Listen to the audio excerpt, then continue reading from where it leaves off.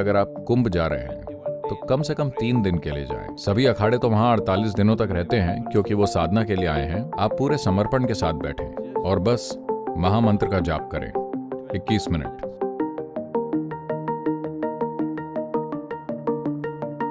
साल के एक विशेष समय पर, जिसकी गणना कई कारणों से की जाती है, और ये खास तौर पर सौर चक्र के 12 साल में एक बार, यानी हर सौर चक्र में एक बार एक ऐसा समय आता है जब इसका असर सबसे ज्यादा होता है। ये महाकुंभ है। आपको वहां कैसे जाना चाहिए?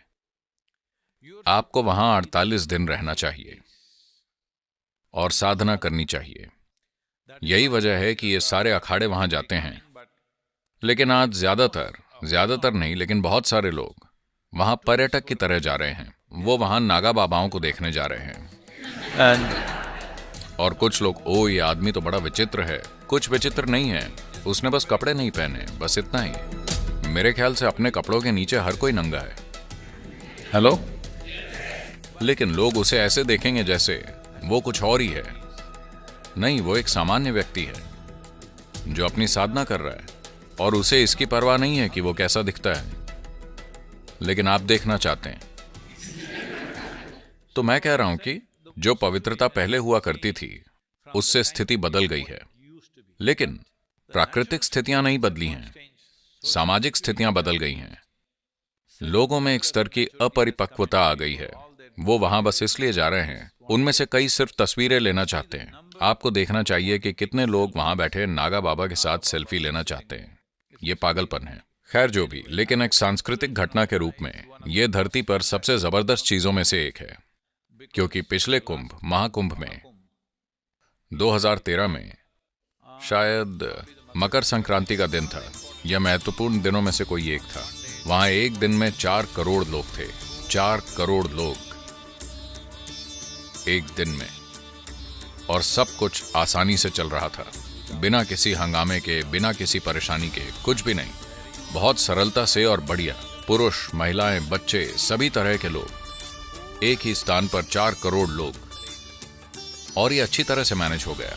यह अविश्वसनीय है, एक तरह से सेल्फ मैनेजमेंट।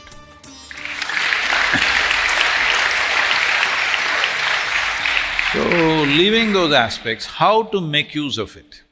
उन पहलुओं को छोड़कर इसका उपयोग कैसे करें? सभी अखाड़े तो वहां 48 दिनों तक रहते हैं क्योंकि वो साधना के लिए आए हैं। लेकिन लोग वहां 1 दिन 2 दिन के लिए जा रहे हैं। I would say if you go to Kumbh, at least go for minimum 3 days. मैं कहूंगा कि अगर आप कुंभ जा रहे हैं तो कम से कम 3 दिन के लिए जाएं। कम से कम 21 दिन की तैयारी के साथ जाएं। और ज्यादा हो तो और भी बढ़िया, लेकिन हम अब इसके नजदीक हैं। अगर आप कुंभ जाना चाहते हैं तो इतनी साधना के साथ जाएं, यानी सुबह 21 मिनट 9 बजे से पहले, सूरज के 30 डिग्री कोण के ऊपर जाने से पहले, और शाम को भी जब सूरज आपकी जगह पर 30 डिग्री के कोण से नीचे चला जाए। सुबह 21 मिनट और शाम को 21 मिनट। बस पालथी लगाकर बैठ जाएं। अगर आपको कोई और आसन नहीं आता है तो बस पालथी लगाकर बैठें। अगर आप मुद्रा धारण करना चाहते हैं तो आप करें, वरना कोई फर्क नहीं पड़ता। आप पूरे समर्पण के साथ बैठें और बस महामंत्र का जाप करें 21 मिनट। और इसे सही तरीके से करें। मैं इसलिए कह रहा हूं कि सही तरीके से करें क्योंकि ये बड़ा ही दुखद है कि भारत में ही ये विकृत हो गया है। वैसे अंग्रेजी भाषा में वो इसे लिखते हैं AUM, लेकिन बोलते हैं ओम नहीं।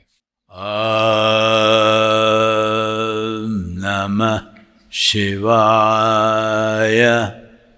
इस मंत्र का उच्चारण आप सुबह 21 मिनट और शाम को 21 मिनट करें, कम से कम 21 दिनों के लिए। अगर इस बारे में आपको पता चलने तक समय कम बचा हो तो फर्क नहीं पड़ता। जितने भी दिन हो, कम से कम 7 दिन की तैयारी करें और फिर जाएं। आप कुछ बेहतर आत्मसात करेंगे, क्योंकि हम वहां किसी धार्मिक जोश के लिए नहीं जा रहे हैं। हम वहां इसलिए जा रहे हैं क्योंकि वहां जीवन का एक विशेष आयाम घटित हो रहा है और हम उसका लाभ लेना चाहते हैं। तो अगर आप किसी चीज का उपयोग करना चाहते हैं तो आपको तैयार होना चाहिए। अगर वहां कोई भगवान बैठे होते और वही सब कुछ करने वाले होते तो किसी भी तरह जा सकते थे। स्वर्ग जाने वाले लोगों के साथ यही समस्या है, वो कैसे भी जा सकते हैं क्योंकि भगवान उनका ख्याल रखेंगे। हम भारतीय हैं, हमारे लिए यह हमारा कर्म है, हमें ही उसका ध्यान रखना है। ये एक बहुत बड़ा अंतर है। मैं चाहता हूं कि आप इसे समझें। ये एकमात्र सभ्यता है जिसने अपने लोगों को सिखाया, आपका जीवन आपका कर्म है। आप जो भी करते हैं बस वही आपको मिलता है। आपको जो भी मिल रहा है वो आपके किए गए या नहीं किए गए कर्मों का नतीजा है। लेकिन किसी दूसरे ने जादुई धर्म खोज लिए और उन्होंने कहा चिंता मत करो, सब कुछ भगवान करेंगे। But लेकिन जानते हैं ना, लोगों को ये पसंद आता है। जैसे ये सेल्स चलती रहती है, 10% छूट। केवल 10%। कोई कहता है 50% छूट। बहुत सारे लोग जाएंगे। अगर वो 50% छूट दे रहा है तो उस जगह पर क्या गड़बड़ हो सकता है, आपको गौर करना चाहिए। हेलो, अगर मैं आधी कीमत पर कुछ बेच रहा हूं तो कुछ तो गड़बड़ होगा, आया ना? या तो मैं आपको इतने साल धोखा देता रहा और अब असली कीमत पर दे रहा हूं, या अभी कोई बात है, कोई दूसरा मुद्दा या समस्या है, जो भी हो। 100% छूट, एक खरीदो एक फ्री। कोई तो बात होनी चाहिए। तो आप कुंभ जा रहे हैं, महाकुंभ, जो हजारों सालों से चला आ रहा है। कम से कम तैयार होकर तो जाएं। इतनी साधना करें, सुबह शाम 21 मिनट का निवेश करें, कम से कम 7 दिन। अगर आप इससे ज्यादा करते हैं तो बहुत अच्छा है। और अगर आप उन महत्वपूर्ण दिनों में जाते हैं तो आप थोड़ा सा जन सैलाब में डूब जाएंगे। अगर आप अच्छी डुबकी लगाना चाहते हैं तो उन दिनों में जाएं जो इतने लोकप्रिय नहीं हैं। आपको नदी मिलेगी, वरना मानवता की नदी मिलेगी। लेकिन सबसे अविश्वसनीय बात यह है कि हर तरह के लोग, बस पता है, उनमें से कई दूर से, दूर दराज के गांवों से आते हैं। ट्रेन का टिकट खरीदना और वहां पहुंचना, ये उनके जीवन में एक बड़ी बात है।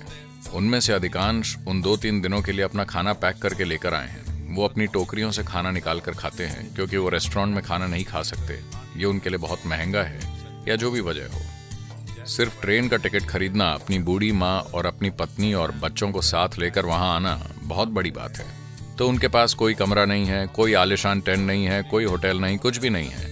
नदी के किनारे वो एक छोटी सी आग जलाएंगे, अपने खुद के गीत गाएंगे। ये अविश्वसनीय है। यही भारत है। ये है भारत की असली खूबसूरती।